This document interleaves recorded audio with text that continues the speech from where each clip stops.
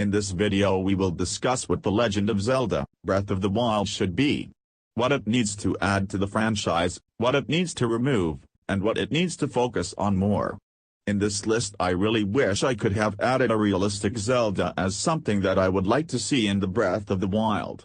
But the game is so far into development that this will never happen. So, sadly, I'll have to leave it out. First, and foremost, story. Not just the main story, but side quest stories, and the stories of each of the places you visit, and stories of each and every character you encounter. If the player does not know the story, or the backstory, of some of the characters, we cannot relate to them and they become just pixels on the screen to us. Nintendo needs to improve on this and give a little background story to each character. Give us a reason to remember them.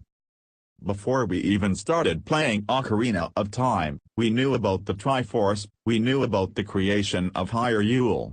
We knew that Ganon came from the desert, where one male is born every 100 years. We knew that Link didn't have a fairy and the boys would pick on him for it. We knew how Saria would protect Link.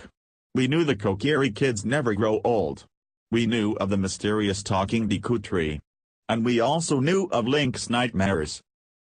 Now take a look at the manual for Skyward Sword and tell me what you see. Or, rather, tell me what you don't see. Take a deeper, closer look. Not a shred of a story. Nothing. Without a story, what is there to attract people to the game? How are people supposed to relate to the game? What motivation does the player have to finish the game when there is such little emphasis on the story to drive his urge to find out what happens next? In Twilight Princess, while most of the game is next to deserted with not that many people to interact with, the marketplace on the other hand is busting with life. Throughout the area you can see crowds of people, yet seldom are the ones of whom you know anything about. This was not the case with Ocarina of Time. Ocarina of Time was full of people, each with his or her own story, own tale to tell.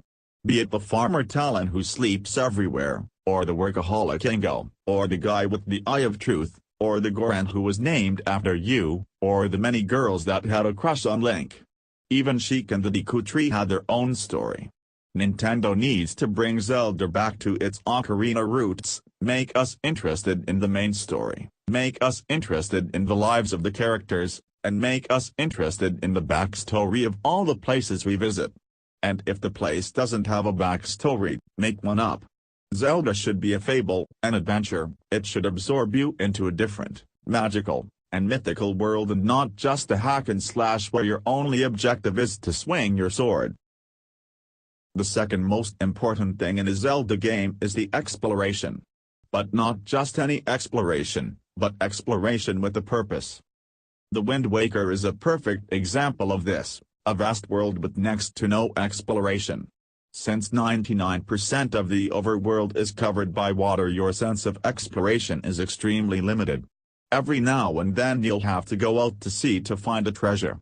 But without any buildings, or towns, to change the scenery, you really lose your sense of exploration. With no houses to explore, no trees to hit, no ladders to climb, and constantly watching the big blue landscape of the ocean, the game can get very repetitive.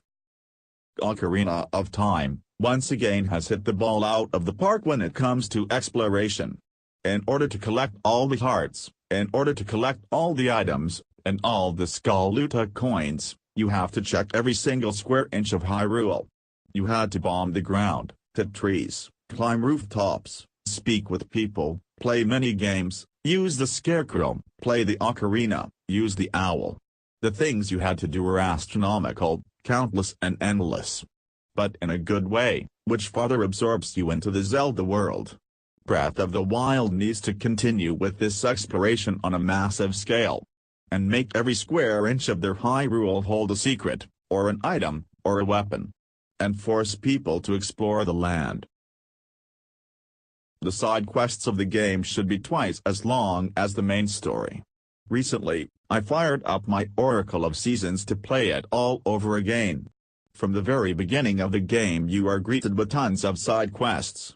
Be it helping a guy get his cat down from a tree, or helping a guy find light to read, or collecting the golden beasts, or exchanging items in the trading quest, or just exploring the land to find treasures that you couldn't have gotten to before, is the foundation of any adventure game and should be the normal for any and every Zelda game.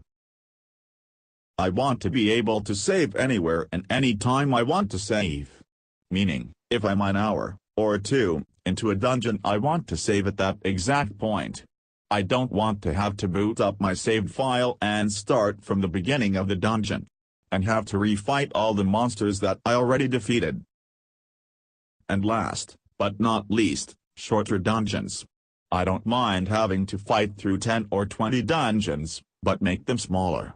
Being stuck in a doom and gloom dungeon for hours at a time, with no chance of stopping without having to start from the beginning of the dungeon, feels very forced on you and takes away from the overall joyfulness, and the freedom, of the game.